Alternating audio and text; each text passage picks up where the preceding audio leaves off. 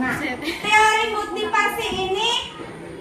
motivasi maksudnya di sini Ibu, teori berarti suatu pembelajaran. Motivasi itu cara untuk meningkatkan kesadaran anak melakukan hal-hal yang disiplin baik tadi. Bisa lewat di sini ada hukuman, ada penghargaan, ada restitusi.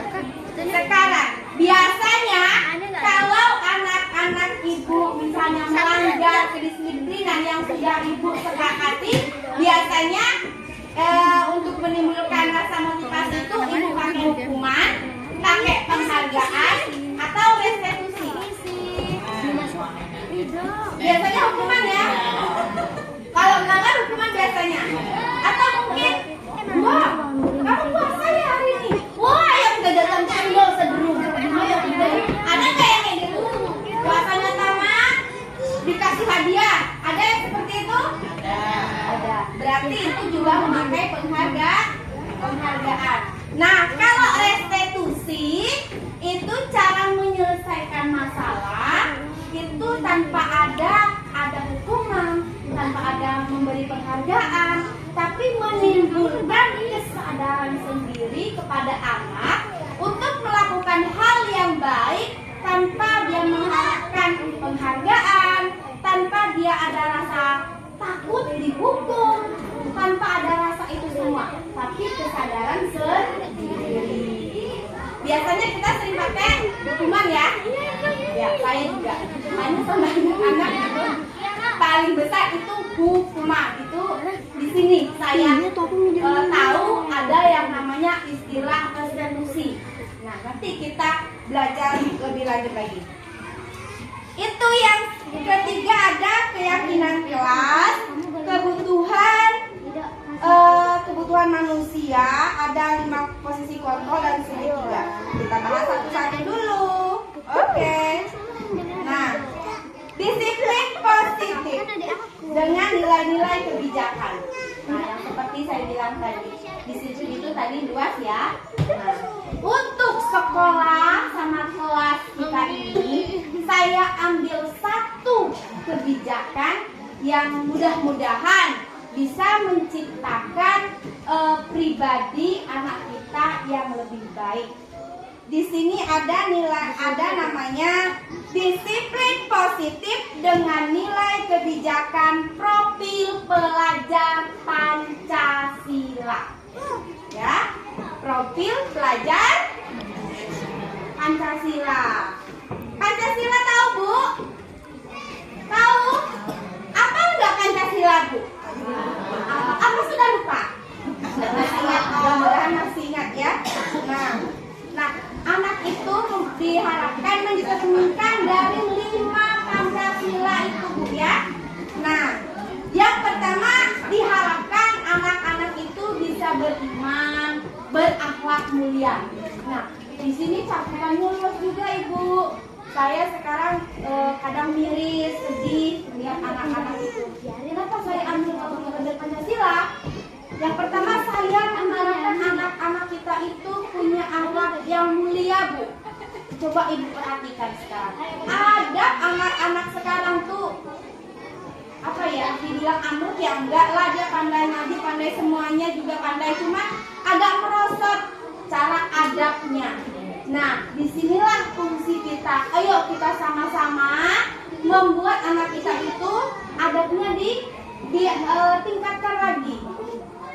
Cara berbicara sama orang tua, cara menghargai temannya, cara menghargai gurunya, itu sangat penting. Makanya di sini penting untuk kita menanamkan budaya positif tadi, kebiasaan yang baik untuk memotivasi anak supaya bisa berkarakter baik. Selanjutnya ada itu yang namanya mandiri. Ya, mudah-mudahan anak kita mandiri Bu. Apalagi ini tadi sudah cerita mau dipondokin, ya. Tujuan kita bukan menyiksa anak, tetapi kita mau mendidik anak supaya mandiri. Bagaimana susahnya nanti menghadapi kenyataan, menghadapi masyarakat luas. Kalau di keluarga mungkin mereka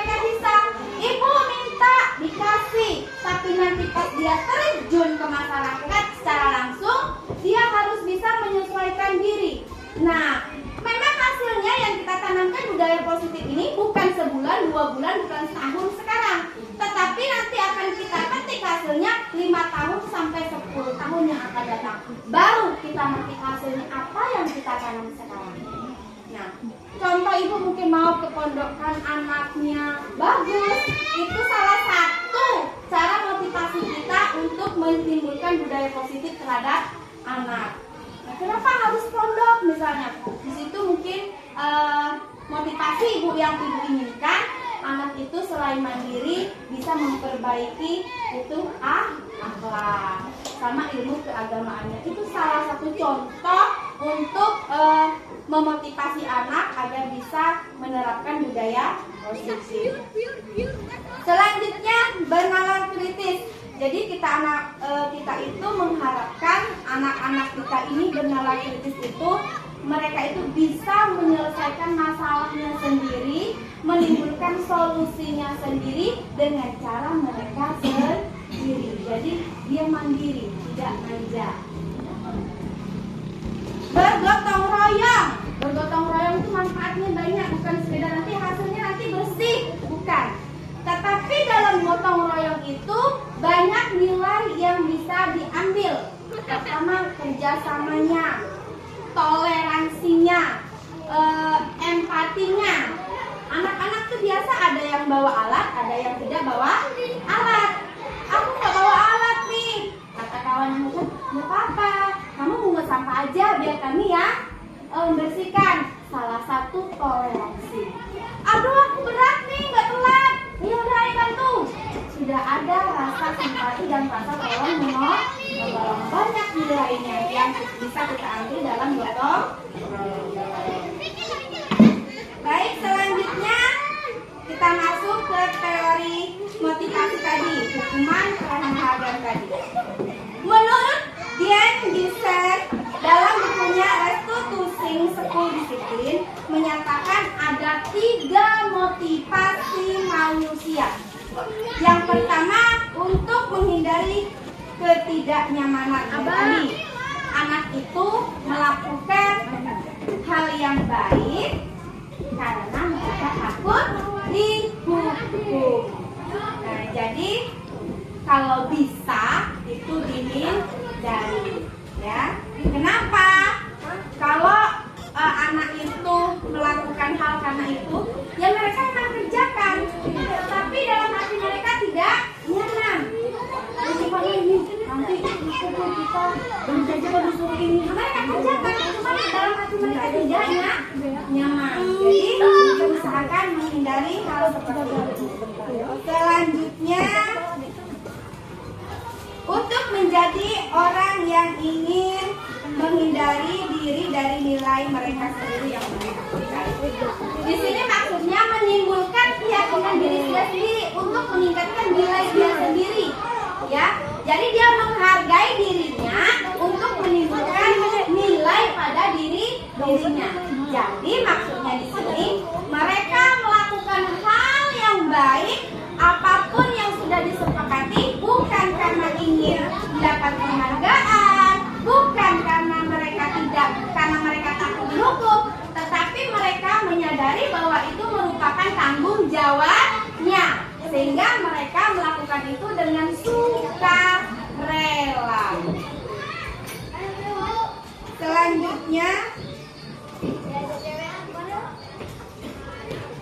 Waalaikumsalam. Ya, silakan. Silakan Mas Ibu. Di depan aja. Iya, nggak apa-apa.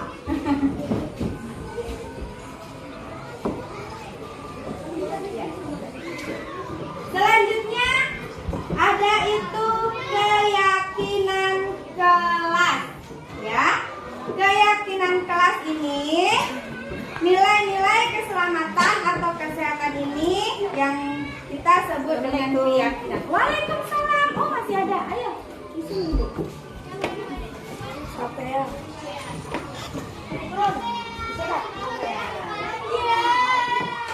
Keyakinan kelas.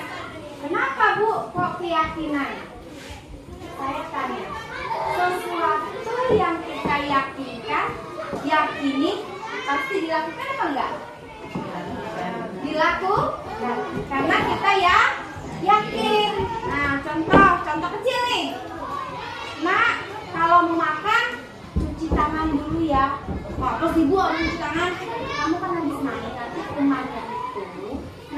ibu kamu makan. Oh iya. Terus dilakukan secara menerus, itu yakin mereka tanpa ibu suruh lagi, mereka akan kalau makan cuci tangan sendiri karena mereka yakin itu kok ini usia saya. Nah, jadi itu salah satu bentuk kenapa dibuat dalam kelas itu keyakinan ke kelas. Waalaikumsalam. Masya Allah. Aku masih coaching. Oh, bocil ya, nggak apa-apa ya. Ayo. Itu masih ada kesan. Ayo Pak, silakan Pak. Silakan.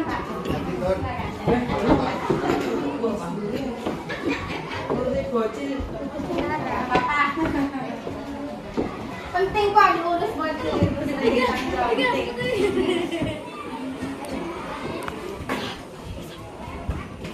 Pegang. Pegang, Dok. Bentar, Bu, bentar.